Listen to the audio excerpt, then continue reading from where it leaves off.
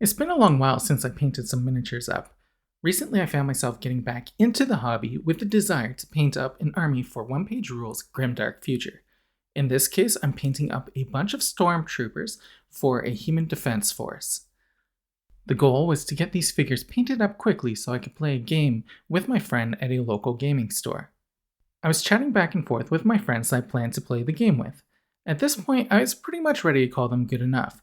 One of the well-known gaming companies says that once you get 3 colors on a miniature, that is tabletop quality standard, good enough for a tournament. So with these figures, I have that. I have the gunmetal for the guns, I have the gray on the armor, and I have blue. For the sergeants, I also have skin tone on their face. So I figured these are ready.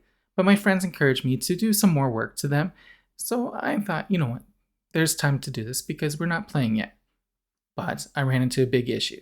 So this blue tone I have not used for a while. It wasn't coming out of the bottle quick enough. So what I ended up doing was I squeezed harder. That was a big mistake. It's a good thing I work with my area protected because that entire bottle emptied out into the tray underneath it. It was a mess. Again, because I was using such a large tray and I hadn't mixed any colors yet, it was just that tone in there, so I was able to salvage this. But what a mistake. Oh my gosh, it would have been such a mess. Imagine if that landed on the carpet or the floor. Oh man, I would be in for it. So I prepped my area and I poured that wash back into the bottle. Now I posted these pictures of the incident on social media and I am not alone in this. So many other people have gone through the same issue.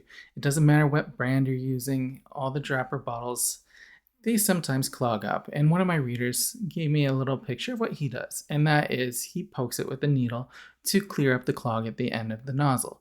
So I did that with my next paint bottle, which also happened to be a little clogged at the end. It wasn't a big deal, just a little prick with the needle, and it was ready to pour out. With the paint free from its container, I was able to finish up this miniature. Take a look at it. I really like how it turned out. And the eyes are great. Just a little touch of color adds a little bit to the mini. I did that to the rest of them, and here's the completed army. In One Page Rules, these figures I count as Human Defense Force Storm Troopers. So these are the troopers that are a little better and a little heavier armored than your regular soldiers. They come with pretty good weapons that have some armor-piercing ability, and I gave all of them the ambush ability. So these figures could pop up on the board wherever I wanted, which totally destroyed my opponent at the game store. Here's a small group of my surviving figures capturing one objective and moving to the other. On this tabletop, they blend in nicely with the cityscape and the ruins and even the growth of the trees. So they are camouflaged, which is kind of what I was looking for because they are stormtroopers that can pop up anywhere. And I'm really happy with their final look. Now I can add a little bit to them. I do like the look of the red hair on this leader figure, so maybe I'll try to incorporate a little more red into the bodies of the other figures, perhaps a patch on the shoulder or some sort of light coming off a backpack. I'll have to figure it out, but I think they could go for a little more color, but I like how they look. Back to the issue of paints and washes in sealed bottles. Do not squeeze harder. Instead, get a pin. Such an easy tip. If you would like to support Must Contain Minis, there are affiliate links in the description below. If you use an affiliate link, a portion of the sale goes to Must Contain Minis at no extra cost to you. The Stormtroopers are all by Wargames Atlantic, and I have a review of them here.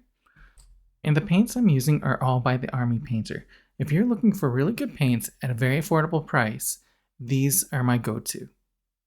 Finally, I have a walker in here as well. That walker is actually a 3D printed model from RM Printable. You can find their work on MyMiniFactory, and I will link to the specific bundle that has this robot in it. Check the description below for links to all of these products. Until next time, happy gaming everyone.